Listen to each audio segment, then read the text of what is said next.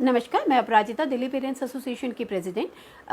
हम आपको आज बता दें कि 17 तारीख का ऑर्डर जो दिल्ली सरकार ने निकाला था, वो ऑर्डर 18 तारीख के ऑर्डर के बाद वो सुपरसीड हो गया है। तो मतलब 18 तारीख को दिल्ली सरकार द्वारा एक और नया ऑर्डर निकाला गया। उनके मुख्य बिंदुओं पर आज हम चर्चा कर लेते हैं। सबसे पहला, no fees except tuition fees will be charged from the school.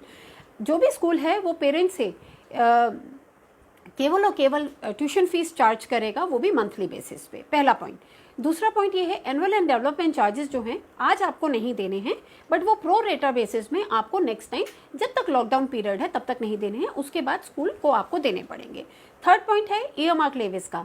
Earmark Levi's जैसे आपका ट्रांसपोर्टेशन फीस होती है, इस ऑर्डर में ईयरमार्क लेविस में केवल और केवल ट्रांसपोर्ट फीस दिखाई गई है। बट हम आपको बता दें, ईयरमार्क लेविस में बहुत सारे हेड्स आते हैं और इसका अर्थ ये होता है, अगर आप उस चीज़ की फैसिलिटी अवेल कर रहे हैं, एज पर एक्चुअल आपको वो अमाउंट देना होता है। मतलब अगर आप वो फैसिलिटी अवेल नहीं कर रहे हैं, आपको वो अमाउंट नहीं देना। तो इस पॉइंट के हिसाब से आपको ट्रांसपोर्टेशन फीस नहीं देनी है। और बहुत सारे स्कूलों में खाने का पैसा भी और बहुत सारी चीज़ों का पैसा वो ईयरमार्क में क्लब होता है, तो इसीलिए आपको वो ईयरमार्क लेविस का अमाउंट नहीं देना। फोर्थ, हम आपको बता दें कि कोई भी स्कूल जो होगा क्वार्टरली फीस नहीं देगा। तो आप सभी भी पेरेंट्स जो भी फीस आप पे करें, केवल और केवल ट्यूशन फीस पे करें, वो भी मंथली ट्यूशन फीस पे करें। फोर्थ इसमें पॉइंट है जहाँ पे इन्होंने फ़ी हाइक से रिलेटेड लिखा है, आपको कितनी ट्यूशन फीस देनी है। जो इस ऑर्डर के हिसाब से, यदि स्कूल को परमिशन मिली है, केवल उतनी वो फीस लेगा। और यदि नहीं मिली है तो 2015-16 में उन्होंने जो एक हमारा बात करें, एक सेक्शन होता है 17(3) के तहत अगर उन्होंने जो सबमिट करवाया है, उस सबमिशन के हिसाब से ही वो फीस जारी करेगा।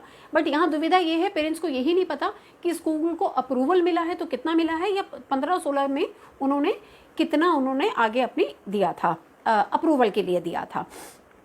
उसके अतिरिक्त हमारे 2 पॉइंट्स हैं। ऑनलाइन क्लासेस किसी भी बच्चे की इसलिए नहीं बंद की जाएगी क्योंकि उन्होंने फीस पे नहीं की है, और टीचर्स को पूरी सैलरी दी जाएगी। तो मोटा मोटा देखें तो आपको फिलहाल एज ऑफ नाउ आपको केवल और केवल ट्यूशन फीस पे करनी है।